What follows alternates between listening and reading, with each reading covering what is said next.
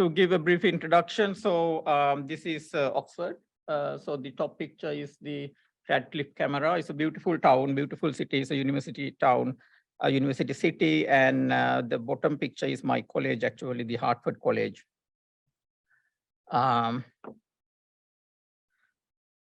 So Oxford Nanopore was founded in 2005 as a spin-out company of the University of Oxford. At the moment, its headquarters are in Oxford, and we have sites and labs and offices in Cambridge, New York, Boston, San Francisco, Japan, China, and all over the Europe. We have about 1,100 people at the moment, including biological scientists, informaticians, manufacturing, commercial people. And in September 2021, we did an IPO in London Stock Exchange, and it was one of the most successful biotech IPO in London Stock Exchange. We do work with quite a lot of academic institutions, and one of our main strengths is actually our long-term IP strategy. We have about 1,400 issued patents or patent applications.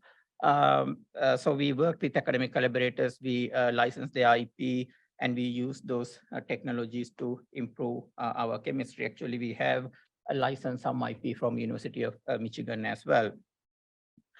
So to go into DNA sequencing, so as we know, like DNA is the source code of life, whether it is a soil sample or virus or bacteria, a mammal, human or crop, any living organism has DNA. So depending on the organism, the size of the genome varies. For E. coli, it's about 4.6 million bases. For human, it's about 30 billion bases. And some crops like wheat, you have 17 billion bases. But by reading these bases and understanding what this DNA is, you can understand about the organism. What is it? What's in this organism? Is it changing? Is it responding to different drugs, for example? Is it healthy, diseased? And if it is diseased, what is the disease? Is it harmful? And so on. So our motto at Oxford Nanopore is to enable the analysis of anything by anyone, anywhere. But to do that, we develop technology, we develop a single molecule analyzing platform, and that platform is based on nanopore sensing. So nanopore sensing is all technique. This is kind of electrochemistry 101.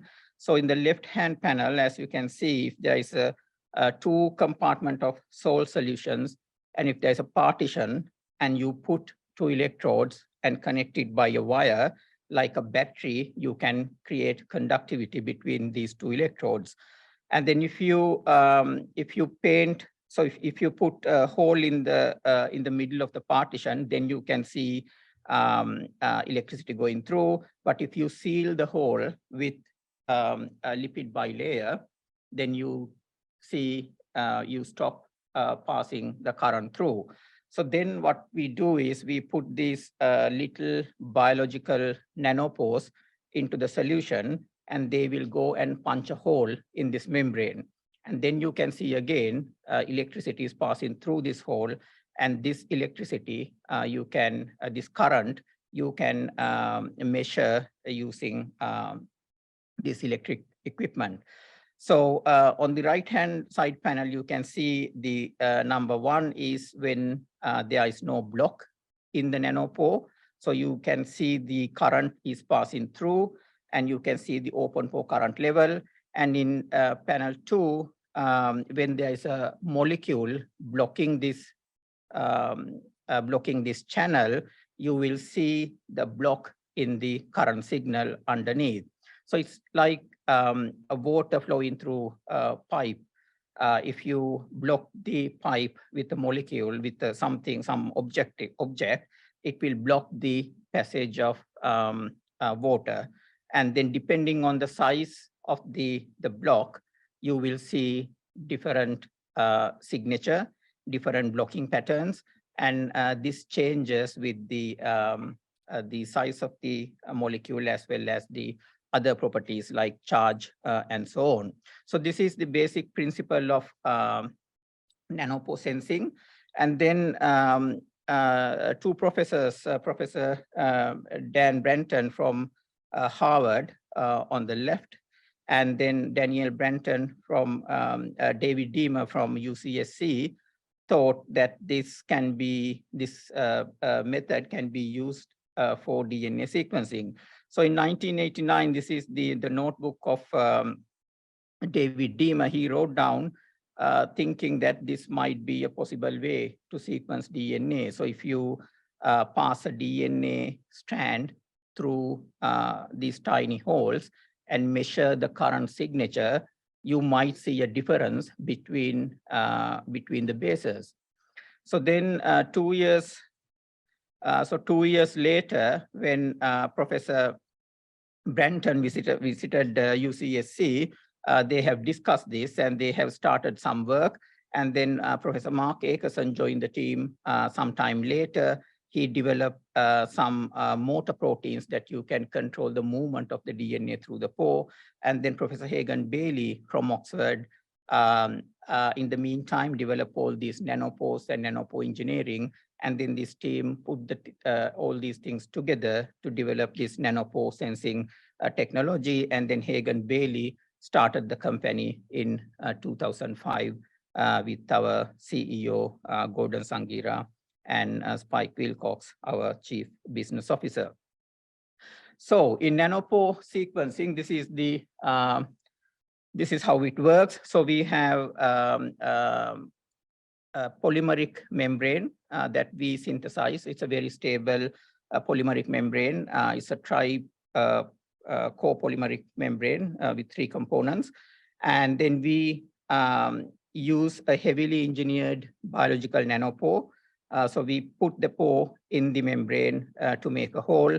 And then we use a motor protein, which is shown in purple, which is an enzyme, to unwind the double-stranded DNA. So one strand passes through and the other strand goes away.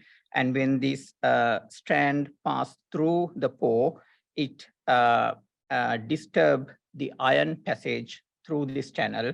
And this disturbance of ion passage we measure as current using the platform that we develop.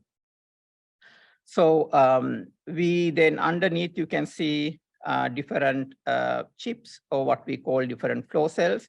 Depending on the platform you use, you can use these different flow cells with different capabilities. The smallest one has 126 channels, and the middle one is the MinION flow cell, which has 512 channels, and the largest one has 3,000 channels. So all these channels, then we put in a chip, and then each channel, we have a single molecule of this biological protein, and we can measure this current passing through the pore in a very kind of multiplex way. And each channel is individually addressable using its own electrode. So you can stop one channel and work with the other, for example.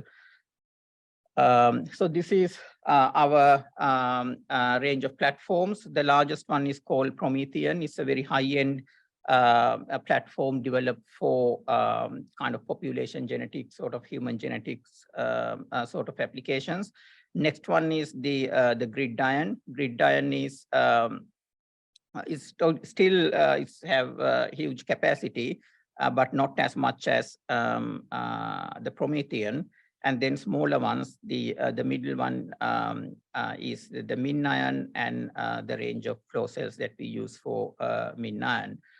So we have different platforms suitable for different applications. So scientists can choose, depending on their experiment, depending on the application, which platform to use. So some of our, this is what we are developing at the moment. So we are changing our MinION. So this is actually the MinION that we developed. So it's a small pocket-sized handheld device. So we are at the moment trying to integrate that with an iPad, working with these different companies. So it will then will have the kind of all cool features coming with the iPad as well. And then to enable kind of citizen science, we are developing mobile sequencing as well. So you can put this little adapter into your smartphone at some point in the future, hopefully not too far. Then you can sequence at home.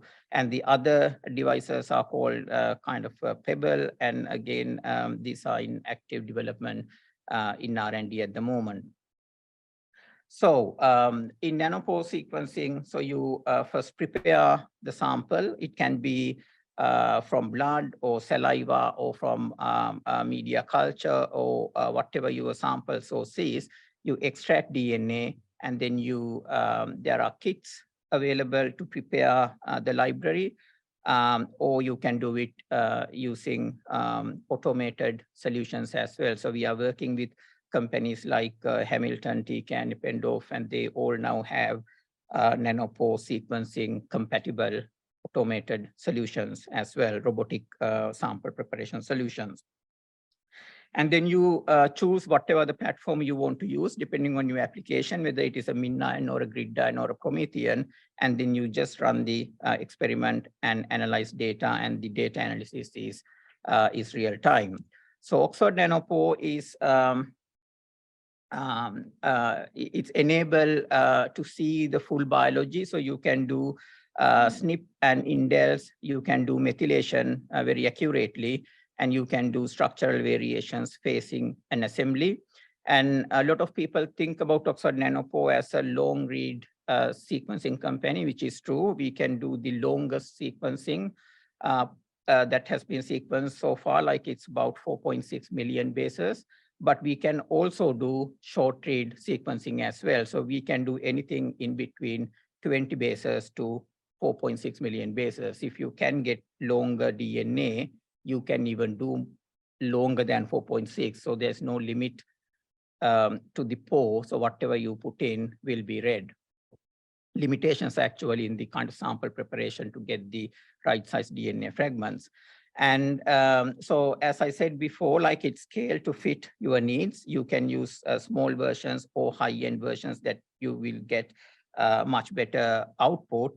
And with Oxford Nanopore, you get very simple workflows, very accessible, which means the most of our high-end machines are CapEx free. If you commit to use our machines and get reagents and flow cells, you can get the box free of charge. And the other cool feature is this real-time data analysis. While you run the experiment, data will be analyzed in real time. So most people still think that the accuracy of Oxford Nanopore is not good enough compared to some of the other short-read sequencing methods. So over the years, we have improved accuracy significantly, and now it is compatible with other sequencing technologies. I get asked quite a lot also, like, how do we improve accuracy? So in our system, when we improve accuracy, we tackle multiple components. We improve sequencing chemistry, which is the biological nanopore and the enzyme. We improve run conditions, the temperature, pH, the salt and voltage, and so on. And then we improve the platform, the membrane, and the hardware to improve the signal to noise.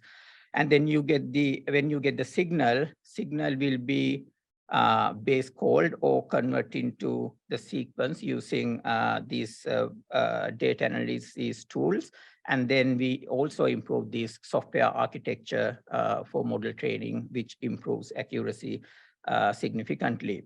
So this is just a snapshot of our chip or the flow cell. So in the middle, what you see is the kind of like chip architecture in each well. So you have, so we kind of work hard quite a lot on these chips over the years. So when you have these little threads, it holds the membrane much better. It is much stable. So the green dots, green spots are the wells, and in the middle, in red, you see is the membrane. and then you put the pore on the membrane, making a hole. And biological components, we engineer, we have a huge a protein engineering team. We have made more than 10,000 versions, different mutants of different versions of nanopores. Similarly, we have made thousands and thousands of motor proteins as well to improve accuracy or to come to where we are. So this is one of our pores that we have used. Some people are still using this chemistry, which is called R9. In R9 flow cell, the nanopore is a protein called CSGG from E. coli. So in this pore, as you can see on the right-hand side, so there is a kind of like basket-like architecture in the middle of the pore. That's what we call the reader head. That's where the DNA is read when the DNA strand is passing through this pore.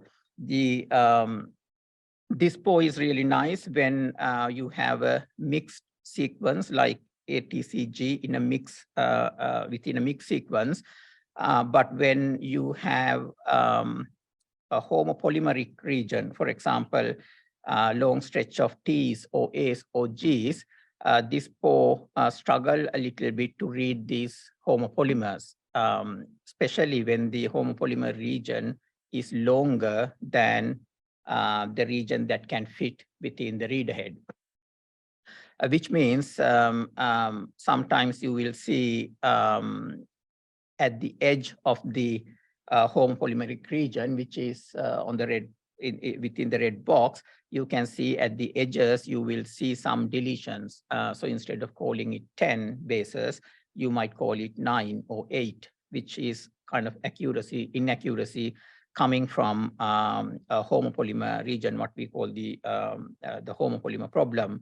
So to address that issue, so you can see also in the middle panel, when there is a homopolymer region, the signal is flat. Signal is flat means less information, and that is what being reflected in the error profile. So to improve that, we improved the nanopore. So we created an additional reader head. So when the DNA is passing through these two reader heads, it reads the homopolymer much better. So as you can see in the middle bottom panel, the region is not flat anymore, which means it has more information. And you can see from the right-hand side panel with R10, there are less deletions, which means it's more accurate. And we now release this R10 series, and most people are now using R10 flow cells. And eventually we will, or very soon, we will convert all our R9 customers to R10 because they will get better accuracies.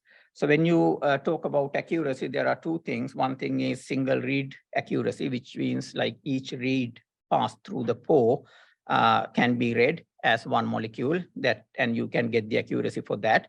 And then you can pile up those reads against each other, and then you can get the consensus accuracy. And how many reads that you need to pile up to get a reasonable consensus accuracy is what we call the depth. And the top panel indicates long read versus short read sequencing, kind of in a nutshell. If you want to assemble a jigsaw puzzle, and if you have many thousands of little pieces, it's difficult to assemble, which is kind of equivalent to short read sequencing when you assemble a genome. But if you have much larger pieces, few pieces, it's much easier to assemble, which is equivalent to long read sequencing. So, so when we talk about accuracy, as I said, we talk about simplex accuracy, which is the single read accuracy. In nanopore sequencing, we kind of, depending on what people want to do, sometimes you just want to very quickly get accuracy without spending any time, which is called the fast. So we have three different models you can call accuracies. If you call using the fast model, you will get it very fast, but accuracy is little less. But if you use super accuracy model, it will take some time, but it will be very accurate. So at the moment, with a nanopore accuracy kit 14, which is with R10-4, you get 99% accuracy, which is what we call Q20 accuracy. And if you take consensus accuracy after aligning those reads, as you can see, with 10 depth, you will hit Q50. Q50 is 99.999% accuracy with bacterial genomes, with human genomes, even with 20 depth, you will hit Q45 also, which is 99.99 accuracy. So, as I said, so we can do SNPs, structural variants, and still our remaining major error mode is home polymer errors. As a result, indels are slightly lower than we expect, but we are working on to improve home polymer accuracy even further, which will help to improve indels. And with nanopore sequencing, you can also read methylation, which is important for epigenetics, cancer genomes, and so on. So there are two main methylation patterns you usually need to understand, 5MC and 5HMC. And we can read 5MC methylation without spending any time. So it will read as another base modification, another base, and will give you the location of the modification with 99.5% error with accuracy. And we are at the moment working on other modifications as well, but 5MC, 5HMC already released into the base caller.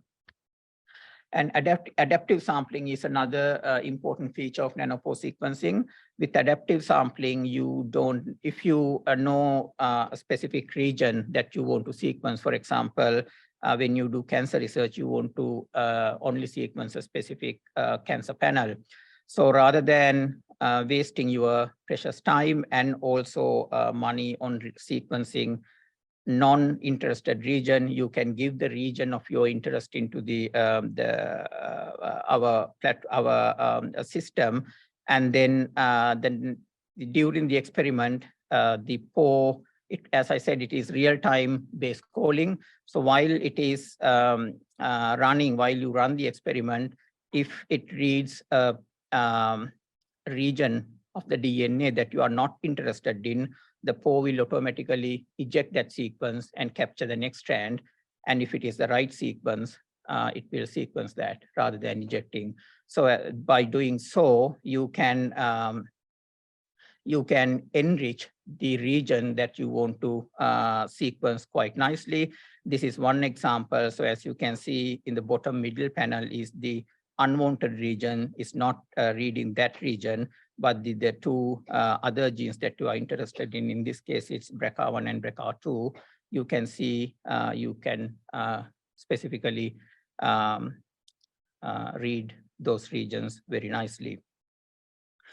So this is our current chemistry that is available to customers, but we are kind of very kind of innovative hub, and we are working on new technologies, new developments to improve accuracies and output further. So something that we are working on at the moment is called duplex sequencing. So as I said before, like in our current chemistry, we read only one strand and the other strand just goes away. In duplex sequencing, we capture the second strand just after the first strand passes through as well. By doing so, we can get the accuracy for the template strand, and then we can get the accuracy for the complement strand, and then you can put the two together and get the overall accuracy for the DNA, and then that accuracy is actually much higher. It hits Q30, which is 99.99. So to do that, so there are some changes that we need to do, and we've been working on this protocol for a few months now.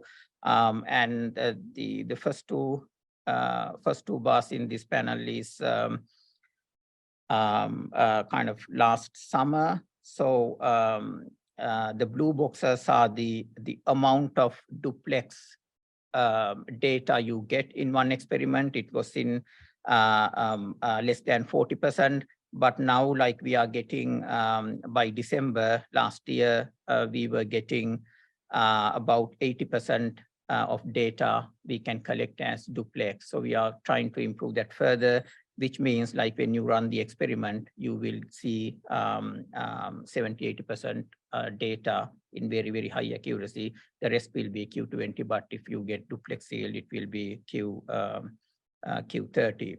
So so as you can see here, so the gray is simplex accuracy, which is Q20, and blue is duplex accuracy, which is Q30. And you can see that from the panel on the right-hand side, the previous, the PO I talked about R9. So each row is a single strand of DNA, and each dot is an error. So you can see how the errors clean up when you go from R9 to R10 to R10 duplex. So with R10 duplex, it's really nice data, very much comparable or better than some of the other technologies available. So we are also developing something called OUT sequencing. In OUT sequencing, so we first push the DNA strand through the pore completely, and then we pull it out of the pore and read it. By doing so, you can do something called rereading. So you can push it again and pull it and read for the second time. You can push it again, pull it, and read for the third time, which means, like, same DNA, you can read multiple times to improve the accuracy. So when you do that, as you can see on the graph from the right-hand side, with each depth, the accuracy improves significantly. And after 12, 13, 14, you are approaching Q40 accuracy. So Q40 in sequencing is very, very, very high accuracy.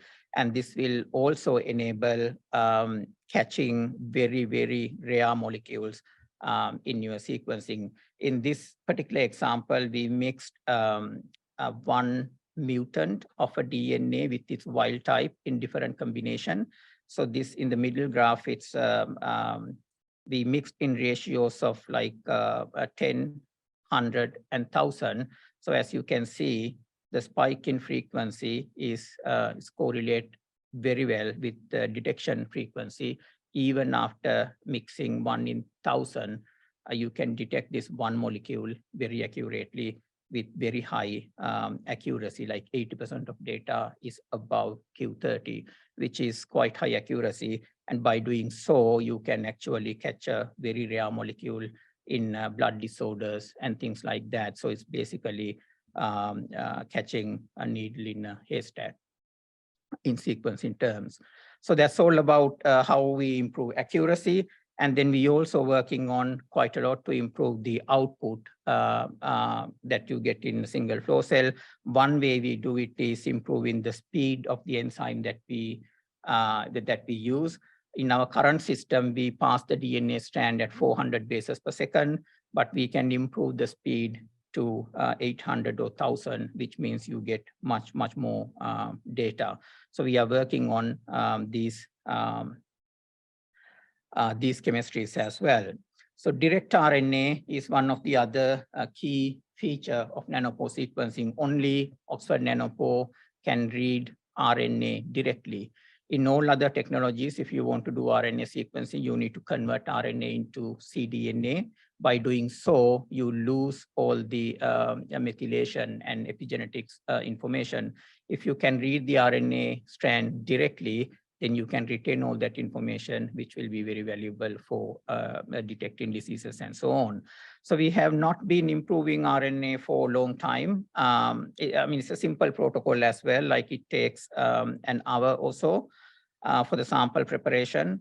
And we run it at the moment around 60 bases per second compared to 400 bases per second for DNA. And the raw read accuracy, depending on the organism, usually when it comes to RNA, people talk about human and yeast RNA. And we were having accuracies around 90, 93 or so. So over the last 6 months, we tried to improve RNA sequencing as well. So we improved the speed of the enzyme that we are translocating RNA through from 60 to 120.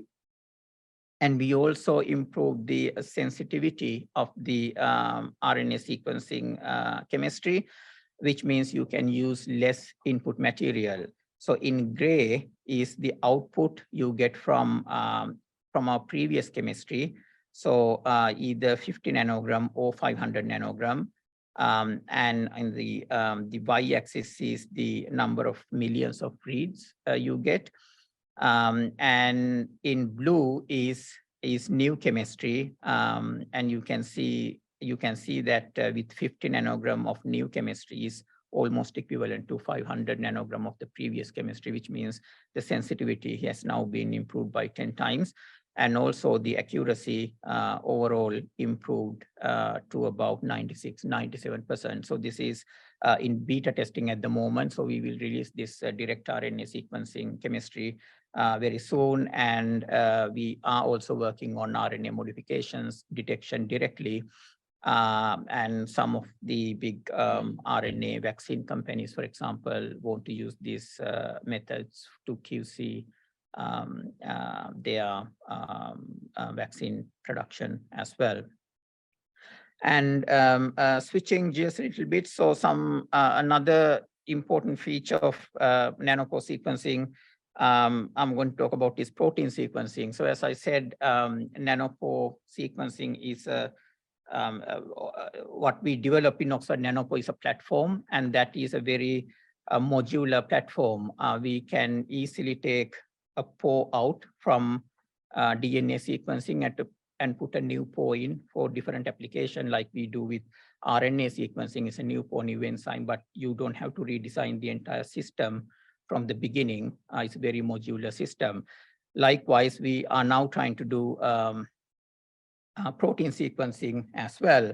So it's so we put a new pore in, and then it's compatible with the protein sequencing. But the challenges of protein sequencing is it's not easy. It's very difficult compared to DNA sequencing, partly because in DNA, because it's negatively charged, we can pull the DNA through the pore using positive potential, whereas in proteins, you don't have uniform charge. So therefore, it is very difficult to thread the polypeptide strand through the pore. And also, like, you have to deal with the 3D structures of a protein. You need to unfold the protein first. And then more importantly, you need to deal with 20 bases instead of 4 bases. 20 amino acid instead of 4 bases in DNA sequencing. So we, to begin with, we have decided to try different short peptides to see what sort of signal we get. So we have developed different series of pores for that. So in this particular example, we have captured a short peptide in between 2 DNA handles. And then we use the DNA motor that we use for DNA sequencing to pull, to make sure, to enable the peptide going into the pore. So what happens is the motor first goes through the DNA handle 1, and then when it comes to the peptide, it will just slip through and then goes to the DNA handle 2. by the time it reaches the DNA handle 2, the peptide region is now within the nanopore, and you can read that peptide using the nanopore. So the resolution at the moment is still very low. So we have done that with all kind of 20 amino acids. So we constructed these molecules capturing 5 peptides in between DNA handles. And in the middle of each peptide, you have different amino acids, either D, O, R, Y, L, N, and so on. So we made 4 of those to cover all 20 amino acids. And this is the signal that you get from 20 different amino acids in sort of protein identification through nanopores. So there are differences, but it's not there yet. And if you try to do multiple reads and combine the data, so you can still see certain patterns for certain amino acids or amino acid classes. When it is negative, you see kind of certain pattern. When it is positive, you see a certain pattern, and so on. So we are now in the process of improving the resolution of this further, so that we can read peptides with little bit more certainty. So in this example is, so we got kind of we lysed the E. coli, we took the cell lysate, and then we kind of proteolytically cleaved them into small pieces, and then we did sample prep version to add DNA linkers to each end, and then when you read it through the MinION, so you can see the orange bit is the peptide. You can see different peptides give different signals, but hopefully we can improve this further by improving other components. I mean, we still need to play with the nanopores, the voltage, the temperature, and so on to improve the resolution, which we are working on. So that's the chemistry, Oxford Nanopore, what we are currently offering and what we are going to do in the near future. And I will also like to talk a little bit more about applications, why people use Oxford Nanopore for sequencing. So as I said, it's a very versatile platform. It's very easy to use. It's cheap and it's portable. And as a result, people use Oxford Nanopore sequencing platforms, whether it is in outbreak in pathogens or environmental analysis, human genetics, transcriptomic, animal diseases, or plant genetics, and so on. So one of the early examples of people using Oxford Nanopore for real-time pathogen surveillance is when Ebola happened. I think this was around 2016. By then, even our accuracies were not that great, but a team from Birmingham took MinIONs in their bag, in the carrier bag, and set up just mobile labs. This is in Africa.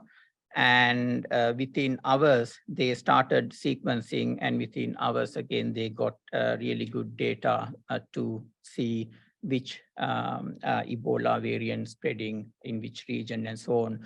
So this is then kind of replicated during COVID sequencing.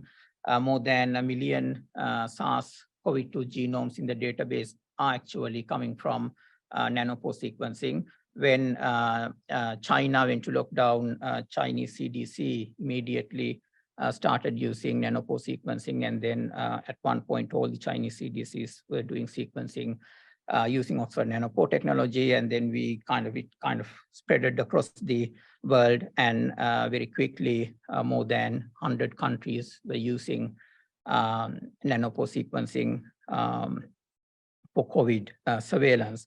So one example that I'm very passionate about is Sri Lanka. So Indik and I come from Sri Lanka. So when Sri Lanka went to lockdown, there was only one single lab that could do sequencing using a different technology, but it was way too expensive. They were spending $400 a sample. And as a result, they could only do 100 samples a month. So when I got to know about this, I talked to our CEO and donated one of these MinIONs. And with that, they could immediately do 96 samples a day at a fraction of a cost, like it was like $12 a sample instead of $400 a sample. So then the government got to know about how easy it is to use, and also the training is only like you can do online without having people out there just watching few videos. You can just get going with nanopore sequencing. And the government got involved and they set up 6 labs in rural hospitals to do sequencing. When I visited some of those hospitals, actually, you can't do anything else. They didn't have space, they didn't have money. So the nanopore sequencing was their only lifeline. So especially in developing countries, nanopore sequencing is the thing to do when you are struggling with space and resources and money and trained people. So that's really a good example of democratizing sequencing. You can't do any other technology because it's way too expensive for most countries. And antimicrobial resistance is one of the other big things. I think WHO predicts by 2050, more people will be killed by antimicrobial resistance compared to cancer. So we are working with WHO, and there's a big pilot project going on in India to develop a TB sensing sequencing assay. And it will also not only detect TB very quickly, but it will also tell you exactly what strain of TB, whether it is multi-drug resistance or normal. So then doctors can give medicine accordingly. Cancer is one of the big areas where people use nanopore sequencing. Cancer is like alterations of DNA, and mostly it is, most of the time, there are like very large structural variations within cancer genome. Because Oxford Nanopore can use long-read sequencing, you can capture all these structural variations very nicely, and also all the modifications, methylation, and so on. So there are like plenty of examples where people use nanopore sequencing for cancer research. In this particular case in Oslo, they were doing, while they were doing brain tumor surgery, they took a sample and they sequence using a MinION during the operation, and then that information is critical to decide how the operation goes afterwards. So you can intervene during the operation by getting real-time sequencing data before even operation finishes. So in the future, these things will become hopefully mainstream. There are a lot of teams across the world using nanopore sequencing for applications like this. And in this particular example, this boy, 13-year-old boy, like went to a hospital, Stanford University hospitals, with initially doctors thought he was suffering with COVID, but very soon it wasn't COVID, but they couldn't figure out what's wrong with him. He was in a critical condition, and at the same time, this lab in Stanford was working with us to develop methods to sequence human genome in very short time to sequence critically ill patients. Because it generates a lot of data, they were working with Google for data and NVIDIA for hardware and so on. So all these teams together, but this setup was ready by the time this boy got in. And so they got their parents' consent and started sequencing. And within 5 hours, they managed to sequence the entire human genome and identify that he has a very rare heart condition because there was a mutation in the gene. So he needed heart transplant and he was put on the waiting list, and within days he got his heart transplant done. So things like that is what make nanopore sequencing unique. This one actually was the largest, the shortest human genome ever sequenced, and it went to Guinness World Record as well.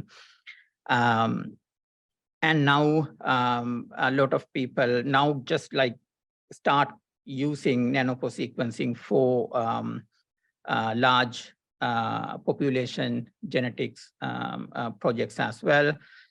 Still, a lot of people are using short read sequencing techniques for large projects like this, but now it's kind of slowly changing. And this is one example in Emirati genome. So they want to sequence 1 million people, and they're entirely done by nanopore sequencing in Abu Dhabi. So in the future, so as I said, like when you have mobile sequencing available, before you go to see a doctor, you can check at home which particular bacteria or virus infection you have. And also, like at the moment, people are using heart monitors and wearables to detect your health, heart rate and so on, but there are thousands of factors in the body that you don't measure, like that you release with sweat or you release with saliva. But if you can measure all these things at home, you can actually take a lot of preventative action about your health before you become ill. So all those things will be possible in the future with nanopore sequencing.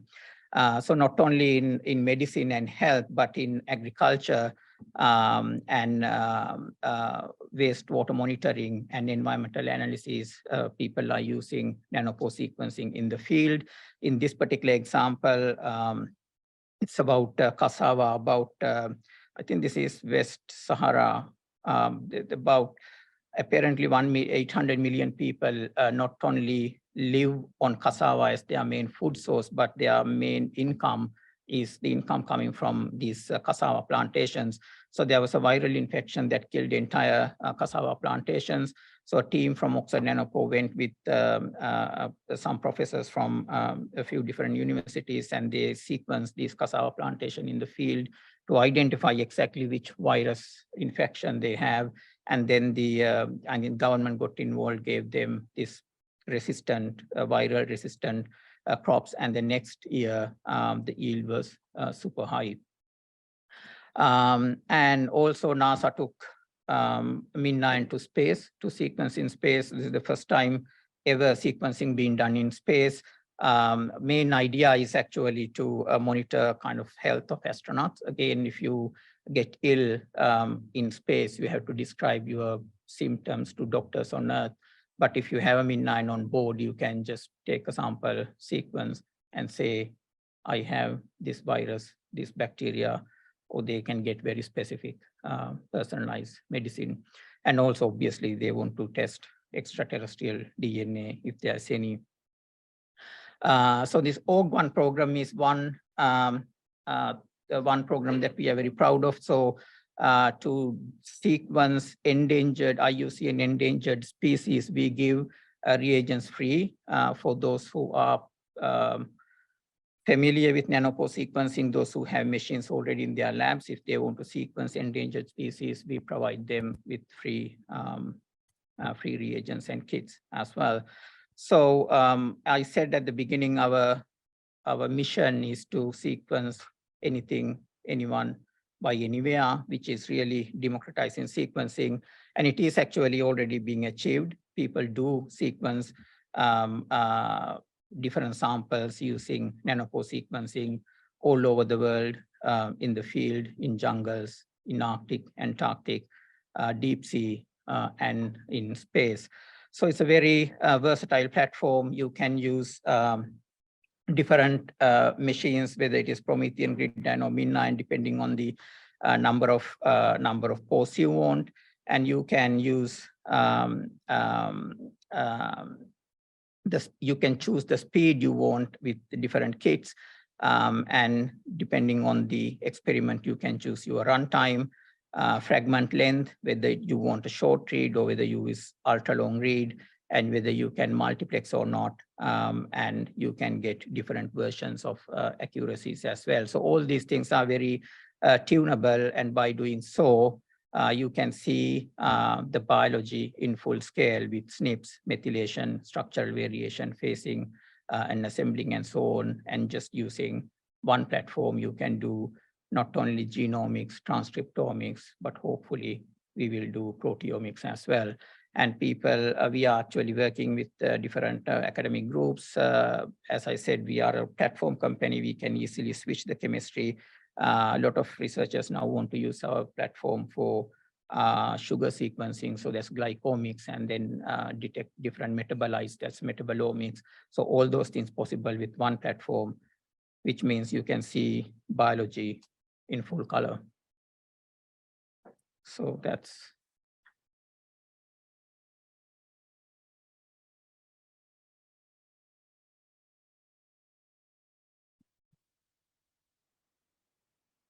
Time for questions for Lakmal. How the nanopore machine maintains the protein integrity against degradation or unfolding, especially for the pore and helicase proteins? Sorry, say again, sorry. So the nanopore machine, they use pore proteins and helicase. In general, under working condition, at working temperature, proteins get degraded or unfolded after prolonged usage. So how the nanopore technology maintains the protein integrity for long time? So we engineer these proteins quite heavily. The pore protein we are using are heavily engineered, and you can boil it and it will be still there. It's that stable.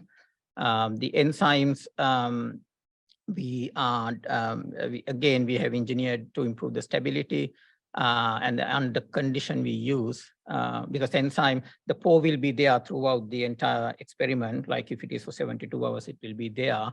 But enzyme, you will capture one at a time. With every single strand, there will be a new strand, new enzyme.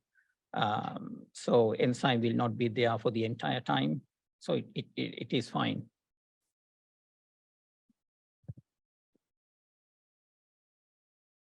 Could you speak a little bit on the development and the current status of the voltage platform? Maybe repeat that question.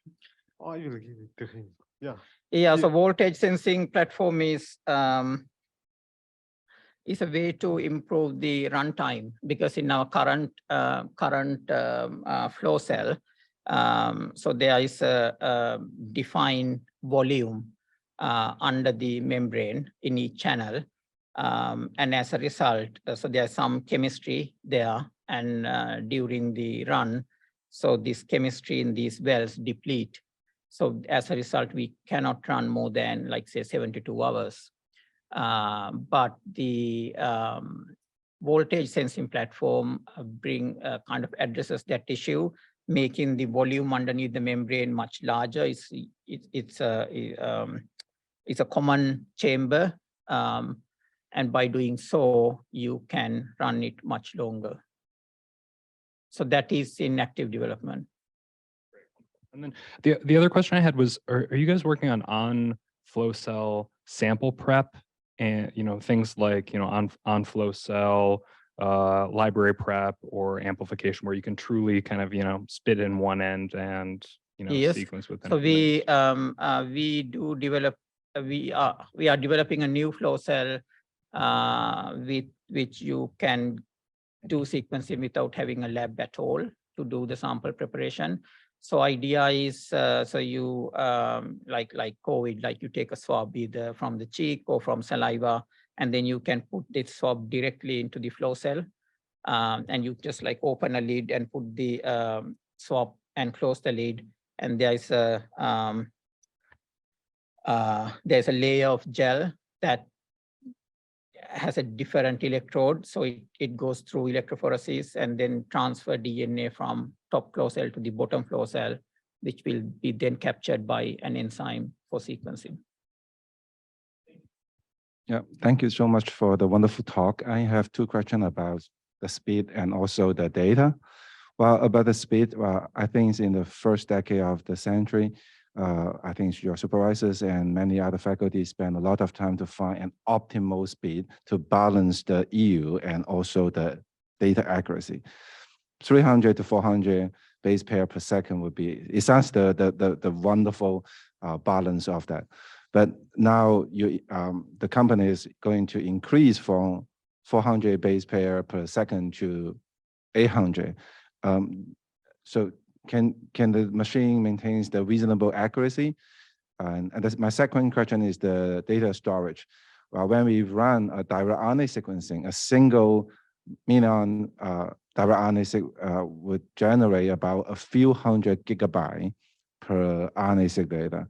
Well, that would cause a lot of in a data storage and data management. Then does the company have any plan to improve the data format, to improve the data management? Yeah, thank you. So to answer the first question, yeah, so when you improve the, when you increase the speed significantly, accuracy does come down. So we, it's a very delicate balance between the accuracy and the speed, output and speed. So you need to do step by step. You kind of improve accuracy, speed a little bit, then you need to match the accuracy. You need to improve again and match the accuracy and so on. So that's what we are doing. Because of that, it takes some time. We will, because we are now at Q20 and Q30, we will not improve speed at the expense of accuracy. So we will maintain accuracy, but we will also try to improve the output by improving the speed. So data storage is, yeah, it's a good question. I mean, we are working with whenever all kind of new hardware is available, new with new GPUs. So we work with all these companies to improve kind of data storage as well. So we do address that question. Hi, thanks. It was fun to hear about this. A lot of good progress. I guess my first question that I had in my mind, I was thinking about, I was not so much storage, but just sharing of the data, you know, for example, the communities, just thinking about communities. So the endangered species group, I mean, is there some kind of community that's trying to bring all this data together and that's share that? Yeah, is in one is data should be shareable. So all the people who join that program agree to share data. Yeah, that's cool. And then I was wondering on the analytics side, is there a community that's evolving that is sharing software to analyze that? Yeah, so that would be good to know about. Yeah, when you join so Nanopore as a customer, so you get access to the community, and within that community, like people share all sort of stuff. The different tools that they develop, they share everything. Yeah, that's important for this democratization. Yeah, yeah. Yeah, it's good. Any other questions? Oh. Any students? Thank you for your wonderful talk. I have a question about the material usage. For my previous experience of RNA sequencing, saying if I have 1,000 DNA molecules, but only one molecule can go through the OND pore. So is there any new progress about how to improve this efficiency? So the voltage sensing platform that the previous question. So instead of at the moment, like we are limited to the number of pores in one flow cell to, like in a MinION we have 512, in PromethION we have 3,000. In the this new flow cell that in development, we aim to have 100,000 channels in the voltage sensing platform. So that will improve the output significantly as well. So that will capture a lot more strand. But because even though it goes at one at a time, right after the one strand pass through, it will capture the second strand. So the occupancy is always very high. So there's not much time that is pending without sequencing. Okay, If thank you. I don't know I whether have I another answered the question. But I'm very interested in the adaptive sampling. For example, if I have 1 microgram DNA, so use the adaptive sampling, I can get the target DNA region. So what's the difference between use adaptive sampling and I just sequence all this sample? Because the loading amount is, I think, is similar. Yeah. So what's the advantage of use adaptive sampling? Advantage is the first of all time. So you don't need to kind of if you just sequence those regions, like if you need to say sequence 300 base pair region instead of like billions, so it will cut down the time. And also if you reduce the amount of time that you use for sequencing, you can use that flow cell for something else. So it will be much cheaper for you. Lakmal, thank you very much again. And he's here for a few minutes. You can ask any questions later. Thank you. Thank you.